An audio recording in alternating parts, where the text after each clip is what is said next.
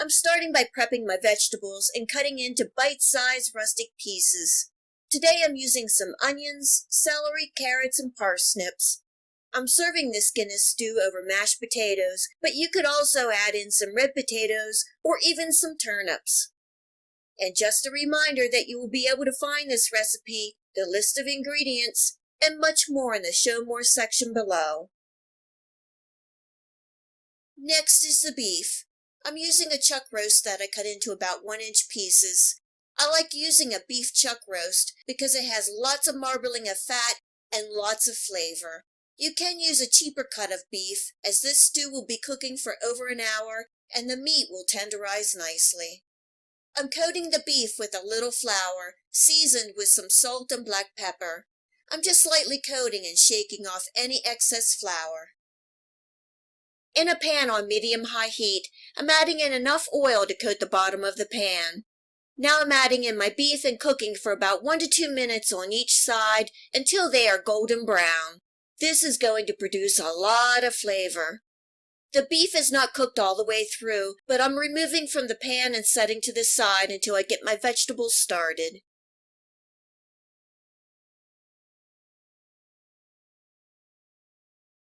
In goes some diced onions, stirring and cooking for a minute. I'm adding a little minced garlic, not much. I'm also adding some tomato paste, and this will add some flavor and help thicken the stew. Giving a good stir and cooking for 1 minute to get everything mixed, and then I'm adding in my carrots and celery. Again, another good toss. And now the good part, adding the Guinness beer. This is the Guinness I will be using. I don't drink this beer, but I found some at Wegmans. It is a rich Guinness Stout and will give this stew a wonderful rich depth of flavor. In goes the entire bottle. I'm also adding in some beef broth. Bringing this up to a simmer, stirring and making sure I scrape all those good tidbits off the bottom. I'm adding in some Worcestershire sauce, and these are the tops to my celery, and I thought I would just toss them in for some more flavor. I have about 6 to 8 fresh sprigs of thyme and some fresh chopped parsley. You could also add some rosemary if you like. Giving that a good stir and adding the beef back into the pan. I gave it a taste test and I'm adding in a little salt and black pepper. Bringing this up to a simmer, turning down my heat, covering, and cooking for an hour, occasionally stirring. After 1 hour, I'm adding my parsnips. This would also be the time if you were adding any potatoes or turnips. The beef is not quite tender yet. I'm gently stirring, covering, and cooking for another 20 to 30 minutes, or until the meat and vegetables are tender. This stew is smelling amazing. It's been 25 minutes and the stew is done. Tonight I'm serving with some mashed potatoes. This Guinness stew is so good and rich. The Guinness Stout beer really adds a tremendous amount of flavor. This is comfort food at its best. Garnishing with a little parsley. The beef is nice and tender and I just love all the vegetables. The broth is just the right consistency for us, but if you like, you can thin it out with a little more broth. This Irish beef and Guinness stew recipe is just in time for St. Patrick's Day. Give it a try. There are not many ingredients, but this is such a delicious and comforting classic meal. Corned beef is a salt-cured beef brisket, so you want to cook this low and slow. Today I'm using my crock pot. I have 1 medium diced onion and 3 diced carrots that I'm adding to the bottom of this crock pot. This is going to make a nice bed for the corned beef to set on. I'm putting in the carrots now because they're going to take the longest to cook. This is a 3-pound piece of corned beef that I rinsed well. I'm placing in with the fat cap side up and sprinkling the top with the seasonings that came with the meat. As the corned beef cooks, the fat will render and cook down through the meat, keeping it juicy and flavorful.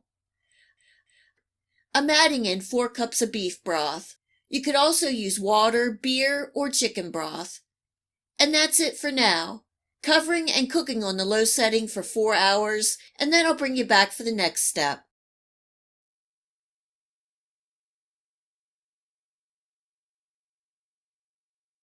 It's been 4 hours and the house is really starting to smell good. Now I'm adding in the potatoes and cabbage. I have 4 medium peeled and quartered yellow potatoes. I'm keeping the potatoes and cabbage larger pieces because this is going to cook for another 4 to 5 hours. If you are cutting the potatoes and cabbage into smaller pieces, then you may want to wait and add them 2 to 3 hours before it's done. Just poking the potatoes down into the broth and placing the cabbage wedges on top. This is about half of the cabbage head. Placing the crock pot lid back on and cooking an additional 4 hours on low or until the cabbage and potatoes are tender. It took 5 more hours for everything to be fully cooked. When adding the potatoes and cabbage, it took the crock pot time to come back up to heat and start cooking again. This is not a slow cooker meal that you want to cook on the high setting. You want to cook the corned beef low and slow, so you have to be patient. I took the fat cap off of the meat and sliced against the grain. The corned beef is juicy and tender. All the vegetables go so well together, and they are a meal in themselves. Don't forget to drizzle over some of that wonderful broth. A piece of Irish soda bread goes great with this corned beef meal. If you are looking for a St. Patrick's Day meal, this classic corned beef and cabbage slow cooker meal recipe is so easy and delicious. Enjoy! If you like this video recipe, please hit the like and subscribe button. Remember to hit the bell next to the subscribe to make sure that you get my future video recipes. You can also find me on Facebook and at my website.